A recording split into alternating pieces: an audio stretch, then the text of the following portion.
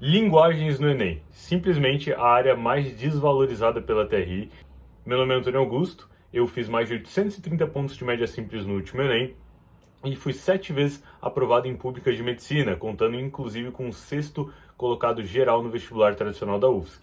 Bom, para você realmente conseguir evoluir em linguagens, um dos primeiros pontos e dos pilares assim importante é você ter o conteúdo bem estabelecido, obviamente. Mas quais conteúdos efetivamente estudar para linguagens? E aqui eu vou citar praticamente todos eles, tá? Todos os conteúdos que você precisa e precisa estar constantemente revisando, inclusive toda semana, né? Quanto mais próximo do Enem, todos os dias, eu diria até, esses conteúdos para garantir que você vai estar bem fixado e saturado com eles, tá? E eu digo revisão através da autoexplicação principalmente. E quais são eles?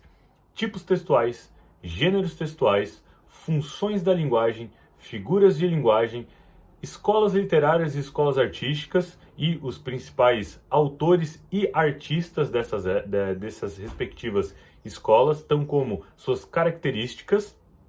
Tem também progressão textual, estratégias argumentativas e, é claro, também os contextos históricos de cada uma das escolas artísticas e escolas literárias que eu citei anteriormente. Isso tudo aí é importantíssimo, então formule bem essa base, faça recorrentemente revisões, porque você vai e deve utilizar esses conhecimentos na sua prova de linguagem do Enem. Eles querem que você utilize esse conhecimento e isso vai te trazer uma grande facilidade e eu já vou te mostrar um pouco mais como. O segundo tópico é a leitura e interpretação. A gente sabe que a prova de linguagens ela tem uma cara muito interpretativa, mas você precisa se acostumar com a leitura, tá? E tem que estar habituado a ler. Então, uma coisa assim que pode ajudar muito é você todos os dias ali programar antes de dormir, por exemplo, um período de leitura para você. Um período de leitura pode ser uma leitura um pouco mais entretenimento, algo que você curte mesmo, mas se acostumando com o hábito de ler, porque você vai ter que ler muito durante a prova, mas não somente uma leitura qualquer, mas uma leitura cirúrgica, uma leitura em que você vai direto naquilo que você realmente precisa e captando as informações necessárias para responder a questão, e não toda e qualquer informação. E isso é diferente, isso vem com a prática de prova, isso vem vendo resoluções de várias questões de linguagens, então tudo isso aí vai fazer certa diferença, tá certo? Então vá se acostumando, pratique a leitura diariamente e, ao fazer as questões, já vá pensando que existe sim uma forma de você direcionar o seu olhar para aquilo que é mais importante. Já embarcando nessa, o terceiro tópico diz respeito a como você vai realizar essas questões. Então, se deparou com uma questão de linguagem, qual que é a principal coisa que você vai fazer?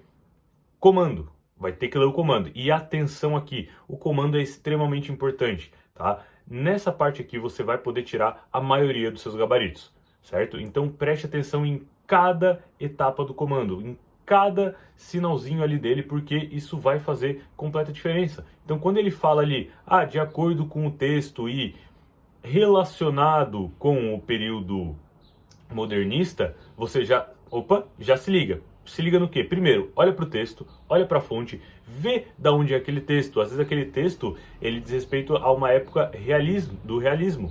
E aí ele está pedindo com relação ao modernismo. E aí você tem que achar uma característica, às vezes, no realismo, que contrapõe a do modernismo. Entende a diferença? E muitas alternativas vão estar escritas ali o quê?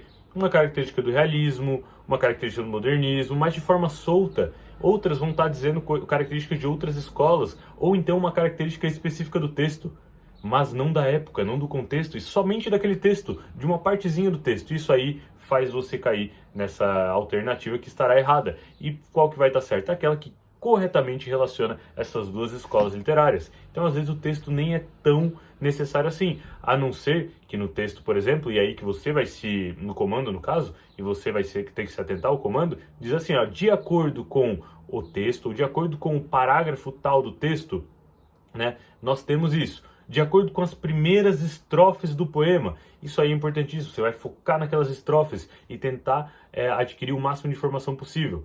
Então isso aí faz diferença. Você conseguir ler um texto e analisar propriamente ele, desde a fonte. Então, qual que é a ordem? Comando, tá? Primeira coisa, comando. Segunda coisa, fonte. Por que a fonte? Se você identificar aquele artista e identificar aquele tipo de texto, aquele gênero textual, você faz o quê? Já direciona o seu olhar pensando que ele é que ele é aquele tipo de texto. Então você olha ali, Clarice Lispector, opa, pode ser uma crônica.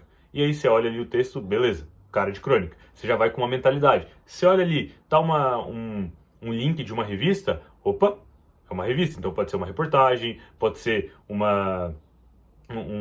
artigo científico, pode ser então algo mais descritivo, entende? Então isso aí já é importante para você já ir para o texto com uma mentalidade. E aí você lê de novo o comando, rapidamente, e depois já vai para o texto. Leia o texto e aí sim você dá uma olhada nas alternativas. Vê aquela que mais se enquadra com o comando e com o texto. Não conseguiu entender tão bem? Tranquilo, o que você faz? Volta para o texto? Não, volta para o comando. É o que eu estou falando desde o início. Foca muito no comando. Viu que não encontrou uma alternativa correta ou está em dúvida entre duas? Volta para o comando, grifa bem aquilo que é mais relevante, tá? E comece a utilizar os seus conhecimentos em cima daquela questão. Então não comece a utilizar somente o conhecimento quando a questão pedir ali, de acordo com a época modernista. Não, tem muitos textos que você consegue utilizar o seu conhecimento de teórico, seu conhecimento de tipos textuais, seu conhecimento de escolas literárias, para poder estar resolvendo questões, para poder tirar aquela dúvida. Estou em dúvida entre duas, qual delas faz mais sentido com o quê? Aí você utiliza, qual a época faz mais sentido com aquele autor, e isso aí vai te dar o diferencial de repente acertar algumas questões a mais e finalmente romper a barreira dos 40 acertos. Além de, claro, aquelas questões que são, aquelas alternativas que são muito específicas, dificilmente elas estarão certas. Quando você está em dúvida entre duas alternativas, uma delas é mais geral, acaba abrangendo melhor aquele texto e abrangendo melhor aquele período, ela costuma estar mais certa do que às vezes uma que diz respeito a somente um trecho do texto em si. Entende? Então isso, óbvio, não é regra, mas é um olhar que você começa a direcionar por conta justamente dessa prática incessante de questões. Aproveita também, me segue nas outras redes sociais, eu estou sempre postando conteúdo por lá, e também já dá uma olhadinha aqui no link da lista de espera para minha mentoria 2026. Você terá acesso não só a uma aula exclusiva comigo, a uma mentoria exclusiva e direcionada para você, como também ao meu material completo, ao meu e-book, o Manual da Aprovação em Medicina, que mostra todas as estratégias e técnicas que você precisa para poder estar alcançando o melhor resultado possível, seja no Enem, seja no vestibular. O terceiro ponto são as habilidades. Aqui você vai justamente se adequar ao padrão de cobrança do Enem. E isso é indispensável, assim como era em humanas, natureza, matemática, em linguagens é uma das áreas mais indispensáveis. Linguagens e matemática é onde você mais vai utilizar esse padrão de cobrança a partir das habilidades. Errou a questão? Mapeie aquela habilidade. Veja qual é a habilidade, jogue num filtro de questões, comece a praticar semanalmente aquele tipo de questão.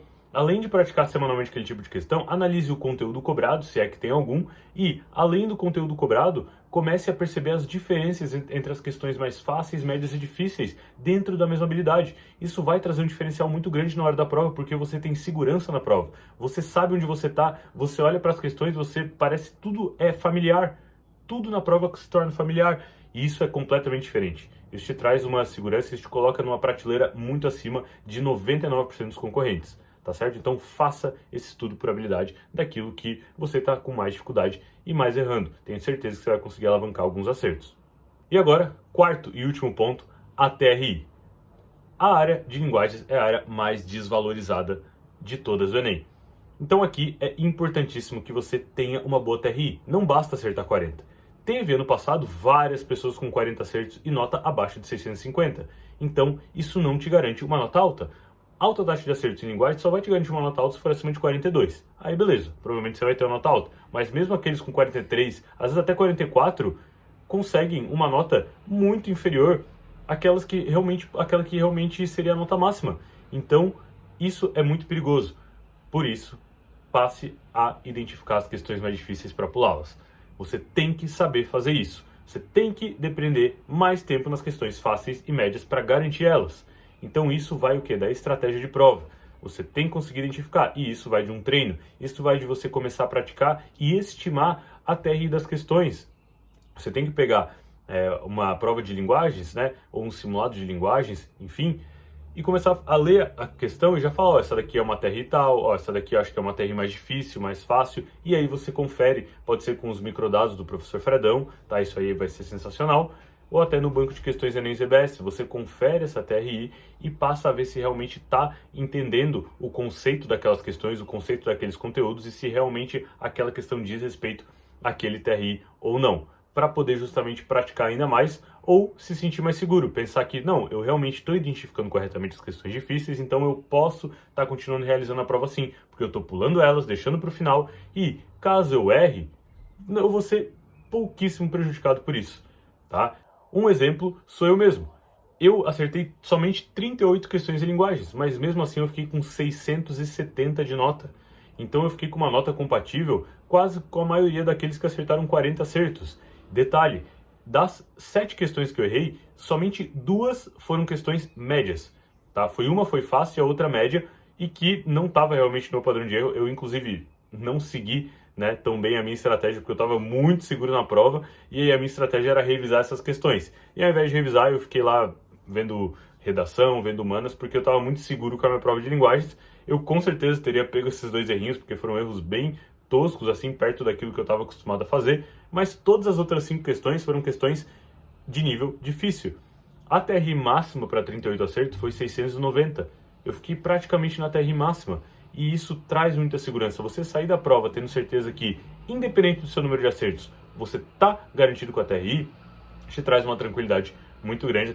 Então é isso, obrigado por assistir até aqui. Tenho certeza que aplicando todas essas dicas você vai conseguir evoluir os seus acertos e também a sua nota TRI em linguagens. Não deixe de assistir também os outros vídeos que eu gravei tanto para humanas quanto para matemática e naturezas. E também não esquece de se inscrever aí no canal e me acompanhar. E qualquer coisa comentar aqui embaixo que eu vou estar ouvindo aí o feedback de vocês e gravando mais e mais dicas a respeito não somente do Enem, mas também dos vestibulares tradicionais. Fechou? Um abraço, bons estudos.